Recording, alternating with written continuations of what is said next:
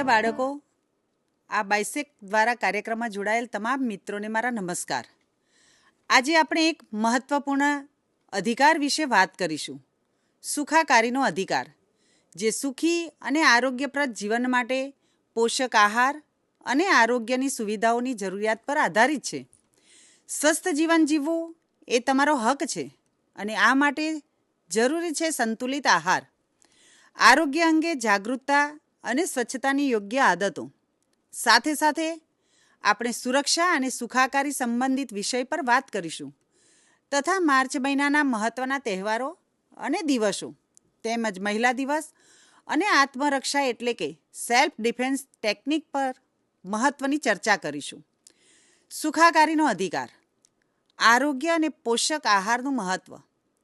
બાળકો, તમારો સુખાકારીનો અધિકાર એ છે કે તમને યોગ્ય પોષક આહાર અને આરોગ્ય સંભાળની સુવિધાઓ ઉપલબ્ધ થાય, જેથી તમે શારીરિક અને માનસિક રીતે સ્વસ્થ રહી શકો. બાળકો, શું તમે જાણો છો કે તમારું આરોગ્ય અને સુખાકારી તમારા ભવિષ્ય માટે કેટલું મહત્ત્વપૂર્ણ છે? એક સ્વસ્થ દિમાગ અને તંદુરસ્ત શરીર જ તમને ભવિષ્યમાં સુખી અને સફળ બનાવી શકે. સંતુલિત પોષક આહાર, ફળ અને શાકભાજી. રોજ ફળ અને શાકભાજી ખાવાથી તમે વિટામિન્સ અને મિનરલ્સ મેળવી શકો.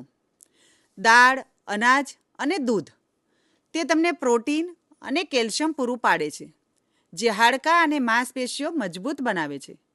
જળપૂરક આહાર, શરીરને હાઇડ્રેટ રાખવા માટે પૂરતું પાણી પીવું જરૂરી છે.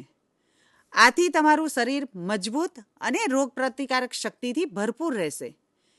આરોગ્ય અને સ્વચ્છતા, જો તમે બીમાર હોવ તો કોઈ પણ અંધશ્રદ્ધા કે તાંત્રિક વિદ્યામાં પડ્યા વિના તરત જ ડૉક્ટરનો સંપર્ક કરો. નિયમિત આરોગ્ય તપાસ કરાવો અને ઘરમાં તથા શાળામાં સ્વચ્છતા જાળવો. ખાવા પહેલાં અને શૌચાલય બાદ નિયમિત હાથ ધોવો. એ હાથ ધોવાથી 80% રોગોથી બચી શકાય છે. ટીકાકરણ, નિયમિત રસીકરણ કરાવવાથી ઘણી ગંભીર બીમારીઓથી બચી શકાય છે. શારીરિક કસરત, રોજ રમવા, દોડવું કે યોગ કરવો એ તંદુરસ્ત રહેવા માટે ખૂબ મદદરૂપ છે. હું વર્લ્ડ હેલ્થ ઓર્ગેનાઇઝેશન અને UNICEF United Nations Children's Fund એ આરોગ્ય અને સુખાકારી માટેના ઘણા સૂચનો છે. માનસિક સ્વાસ્થ્યનું મહત્ત્વ. 10માંથી 7 બાળકો માનસિક તણાવ કે ડિપ્રેશનથી પીડાય છે. બાળકોએ શારીરિક પ્રવૃત્તિ, મેડિટેશન અને કલા પ્રવૃત્તિઓ દ્વારા પોતાનું માનસિક આરોગ્ય સુધારવું જોઈએ. આરોગ્યપ્રદ ડિજિટલ જીવનશૈલી, બાળકો માટે સ્ક્રીન ટાઈમ સંતુલિત રાખવો જરૂરી છે. વડીલો અને શિક્ષકોની સહાયથી બાળકોના મોબાઈલ ઉપયોગ, ઓનલાઈન ગેમ્સ તથા સોશિયલ મીડિયા ઉપયોગને આરોગ્યપ્રદ બનાવી શકાય. હવે આપણે માર્ચ મહિનામાં ઉજવવાવાળા મહત્ત્વના તહેવારો અને દિવસો અને તેના મહત્ત્વ વિશે જાણીશું. વિશ્વ મહિલા દિવસ એટલે 8 માર્ચ. મહિલા દિવસ એ સ્ત્રીઓની શક્તિ, મહેનત અને સમર્પણ ઉજવવાનો દિવસ છે. આ અવસરે તમે તમારી માતા, બહેન અને શિક્ષિકાઓનું સન્માન કરી શકો છો.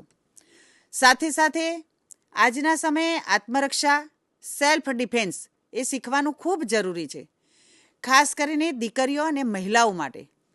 શું તમે જાણો છો કે ગુજરાતમાં ઘણી શાળા અને સમાજોએ યુવતીઓ માટે આત્મરક્ષા તાલીમ આપવાનું શરૂ કર્યું છે? આત્મરક્ષા શીખવાનું મહત્ત્વ. સ્વાવલંબન અને આત્મવિશ્વાસ. આત્મરક્ષા શીખવાથી તમે ડરને જીતી શકો છો. જ્યારે તમે તમારી સુરક્ષા માટે જાતને સમર્થ બનો છો ત્યારે ચાલવું, શાળાએ જવું, સોશિયલ મીડિયા યુઝ કરવું એ પણ સુરક્ષિત લાગે છે. જો કોઈ અજાણ્યો તમને ટચ કરે અથવા ફોલો કરે તો તમે સ્પષ્ટ ના કહેવાની હિંમત આવે છે. આપત્તિ સમયે સાવધાની. જીવનમાં અણધારી પરિસ્થિતિઓ આવે છે. આત્મરક્ષાની મૂળભૂત તકનીકો જાણવાથી તમે થોડી સેકન્ડમાં પણ તમારી જાતને બચાવી શકો છો. થોડી ઘણી ટિપ્સ કે પામ સ્ટ્રીક, હથેળી ટક્કર, પગથી લાત મારવી અથવા ચીસ મારીને લોકોને સચેત કરવા, આવી સરળ રીતો શીખો. સમાનતા અને સશક્તિકરણ. સમાજમાં દીકરીઓને નબળી ગણવામાં આવે છે, પરંતુ આત્મરક્ષા શીખીને તમે સાબિત કરી શકો છો કે શક્તિ જાતી નથી હોતી. એમાંથી ઘણી પ્રેરણા મળે છે. ઘણી મહિલાઓએ શારીરિક માનસિક સામર્થ્ય દ્વારા ઇતિહાસ રચ્યો છે. ડિજિટલ સુરક્ષા પણ આત્મરક્ષા છે. ફક્ત શારીરિક જ નહીં, ઓનલાઈન ટ્રોલિંગ, ફોટો મિસયુઝ અથવા ગેમ્સમાં ફસાવાથી પણ સાવધ રહેવું જોઈએ. એમાંથી ઘણી બધી સલાહ મળે છે, જેમ કે અજાણ્યા લોકોને પર્સનલ ફોટો માહિતી શેર ન કરો. પેરેન્ટ્સ સાથે દર વખતે શેર કરો. તો આ માટે કેવી રીતે શરૂઆત કરવી?